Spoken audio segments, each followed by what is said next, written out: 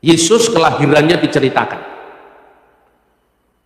Tetapi masa-masa setelah umur 12 tahun itu seolah-olah hilang sampai kira-kira umur 30 tahun. Itulah yang oleh para penulis barat disebut the lost years of Jesus Christ, tahun-tahun kehidupan Yesus yang hilang. Karena Alkitab kenapa tidak mencatat antara Yesus umur 12 tahun sampai umur 30 tahun? Kalau itu penting, kenapa Alkitab melalaikan itu?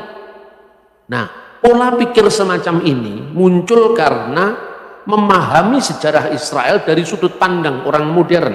Nah, saudara-saudara, jadi saya sudah sampaikan bahwa teks itu memiliki konteks. Kenapa Yesus justru dicatat ketika umur 8 hari? Karena bagi orang Yahudi, umur 8 hari itu dinamakan Brit Milah, perjanjian sunat. Karena itu tanda dari perjanjian Abraham. Karena Yesus itu, Sang Mesias, lahir dari orang Yahudi, maka dia menggenapi Taurat dengan cara melakukan Taurat. Setelah genap waktunya, Galatia pasal 4 ayat 4, Allah telah mengutus putranya yang lahir dari seorang perempuan dan tunduk kepada hukum Taurat.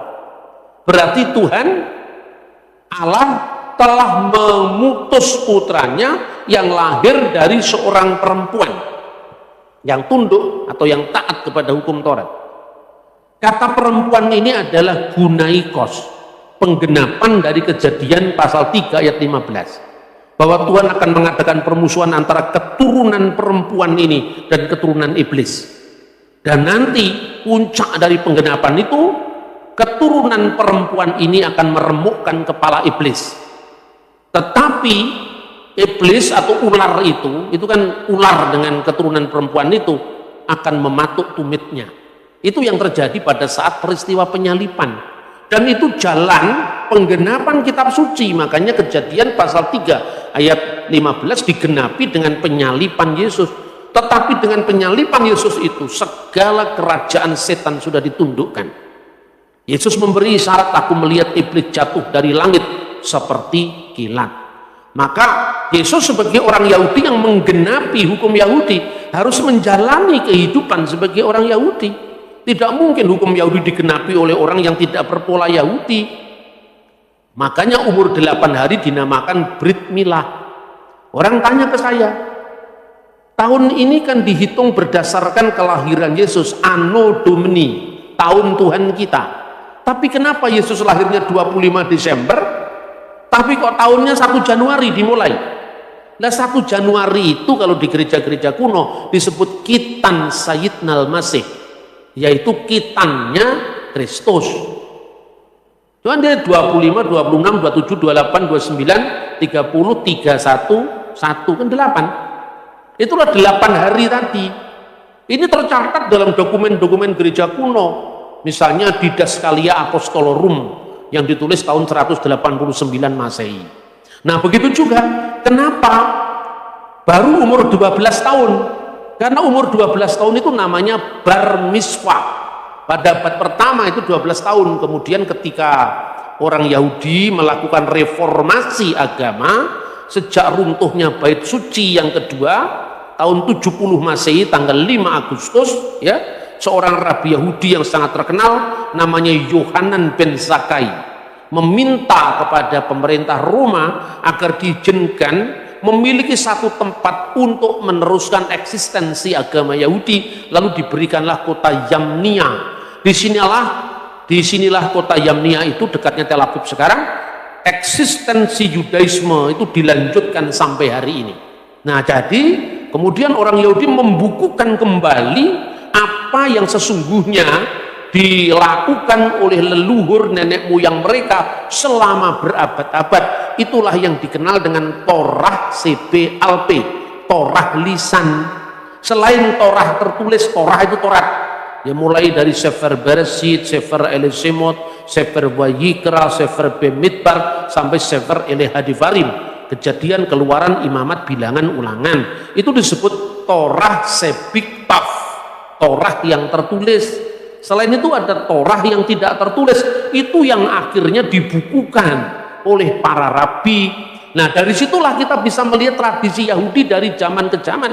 Karena Yesus itu orang Yahudi, otomatis ada paralel antara kehidupan Yesus yang dicatat dalam kitab Injil dengan kebudayaan bangsanya sendiri, yaitu bangsa Yahudi. Maka kalau Anda cari Sweet Seventeen-nya Yesus, tidak ada di budaya Yahudi, karena itu budaya Barat, itu budayanya londo dingdong, makanya nggak ada di Timur Tengah, gitu loh.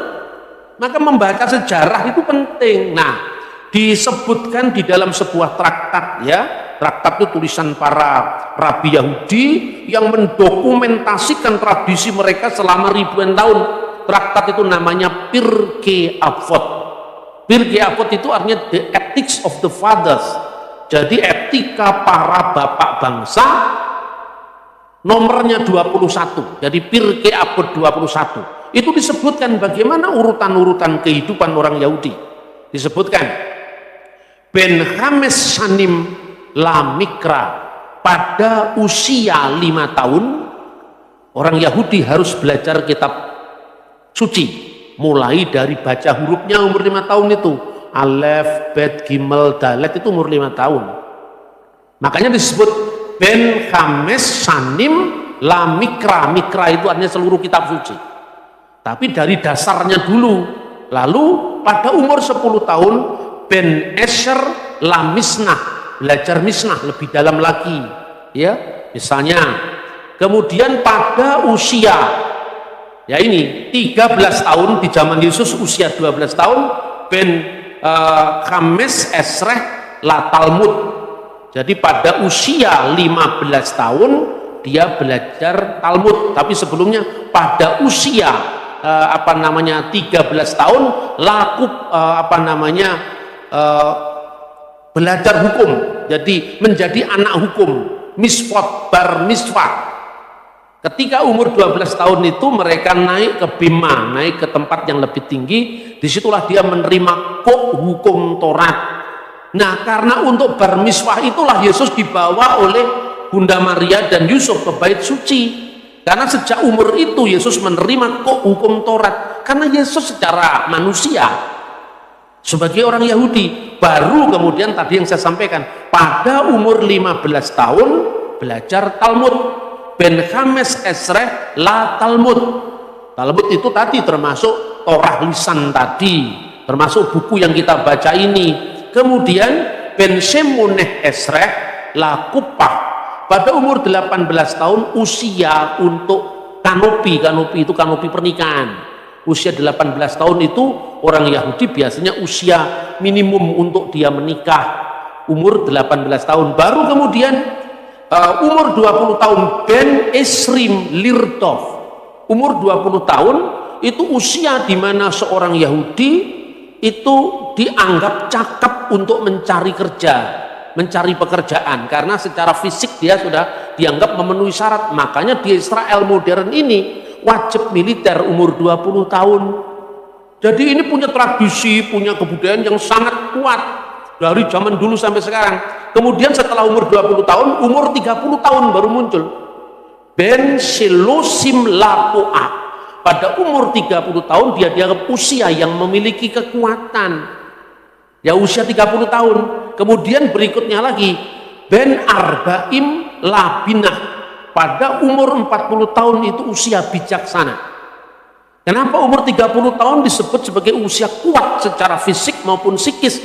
Makanya seorang Yahudi boleh mengajar di depan umum sekitar 30 tahun.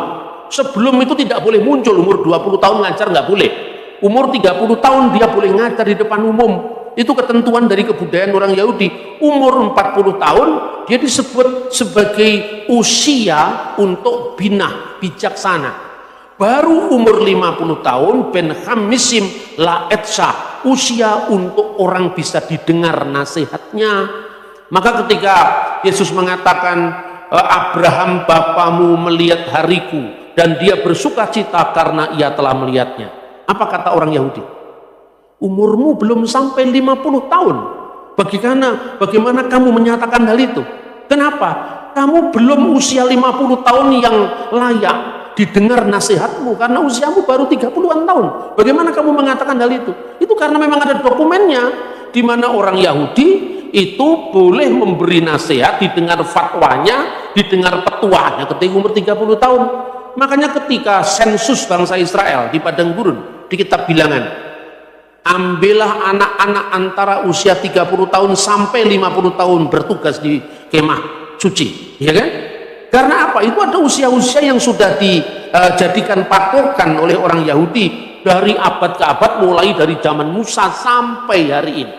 Makanya tidak perlu tahu Sweet 17 Yesus di mana. Itu bukan budaya orang Yahudi. Lah ini kan salah kan? Wah, kelihatannya dia hanya Alkitab, tapi keliru karena membaca Alkitab menurut kebudayaan orang Barat, menurut kebudayaan drama Korea. Akhirnya keliru semua. Karena apa? Yesus bukan orang Korea, Yesus bukan orang Jawa, Yesus bukan orang Barat, ya kan? Nanti ulah seneng-seneng pada drama Korea. Alkitab dimaknai sebagai budaya Korea, itu kan keliru. Itu namanya bukan eksegese tapi eisegese, memasukkan makna Anda dalam teks dan tidak tahu konteksnya diisi dengan kebudayaan non kitab suci, bukan kebudayaan Yahudi. Jadi ungkapan setelah genap waktunya Allah mengutus anaknya yang lahir dari seorang perempuan dan tunduk kepada hukum Taurat, itu bukan kebetulan, itu pola penggenapan yang oleh Allah tuntun atas bangsa Israel yang digenapi dengan kedatangan Sang Kristus. Lalu berikutnya, supaya lengkap ini, Ben Sisim Lasiknah, pada usia 60 tahun itu usia di mana dia dianggap mulai tua. Jadi kalau saya ini belum 60 tahun, itu belum tua. Nanti kalau sudah 60 tahun siknah, itu usia kematangan orang tua. Kalau orang Jawa menyebut itu swida itu artinya usia matang, umur 60 tahun. Kemudian usia 70 tahun, ini semua ada ayatnya dalam Alkitab, hanya karena kita tidak tahu saja. Ben Sifim Lasiifah, umur 70 tahun itu sempurna dalam usia. Kenapa? Karena umur manusia adalah 70 tahun. Itu di dalam Mazmur pasal 90, ya kan? Lalu usia 80 tahun itu disebut Gevura. Ya, Ben Shemunim lagi pura, usia tambahan kekuatan. Dan apabila kuat 80 tahun, ya kan, 70 tahun itu usia manusia yang dianggap sebagai usia sempurna, ya, karena manusia setelah zaman Musa, seperti doanya dalam Mazmur 90 itu, manusia berumur 70 tahun, kalau kuat 80 tahun, maka usia 70 tahun disebut seifah, sempurnanya usia. Selanjutnya kalau kita diberi kekuatan itu bonus, makanya disebut pada usia Ben Shemunim lagi Gevurah itu agung, besar karena apa? Semata-mata karena tambahan yang Tuhan berikan, tambahan kekuatan dari Tuhan. Lalu usia 90 tahun itu disebut Ben Tisim Lasuah, usia mulai bengkok. Nah, buktikan sendiri. Nanti kalau usia 90 tahun kan sudah mulai ini. 90 tahun usia bengkok. Kecuali kalau Anda olahraga mungkin agak ditunda sedikit. Ya toh? Ini Pak Pendeta ngajari saya supaya olahraga, supaya nanti menjelang sweet saya masih tetap kuat. Doakan saya, saudara-saudara. Amin.